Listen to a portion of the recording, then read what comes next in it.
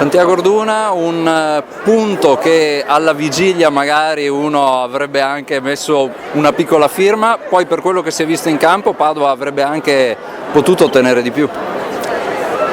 Sì, queste partite c'è un po' di amarezza perché abbiamo giocato una bella partita, di 2 set che abbiamo perso loro hanno fatto bene, anche se il secondo abbiamo recuperato, abbiamo avuto la palla per andare a chiudere, abbiamo sprecato noi. Queste partite sono così, scontento di aver preso un punto, però sono più infastidito di non aver preso 2.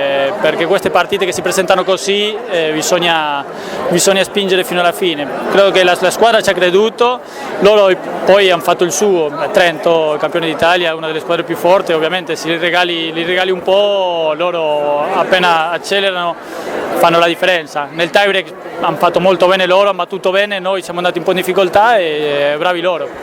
C'è da dire però, a partire dalle amichevoli con Modena, si è visto che Padova ha un qualcosina in più rispetto alle prime gare della stagione, a livello di gioco di squadra.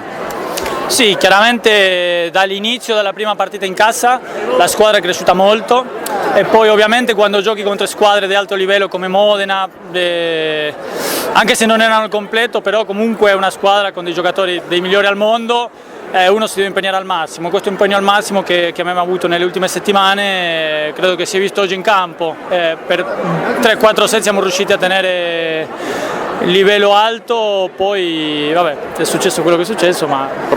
Prossima sfida contro Piacenza, importantissima, si giocherà di nuovo qua alla Chiojana Arena.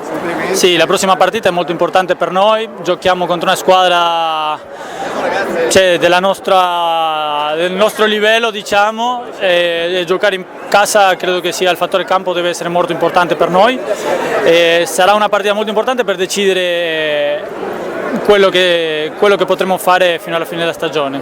Grazie, in bocca al lupo. Crepi.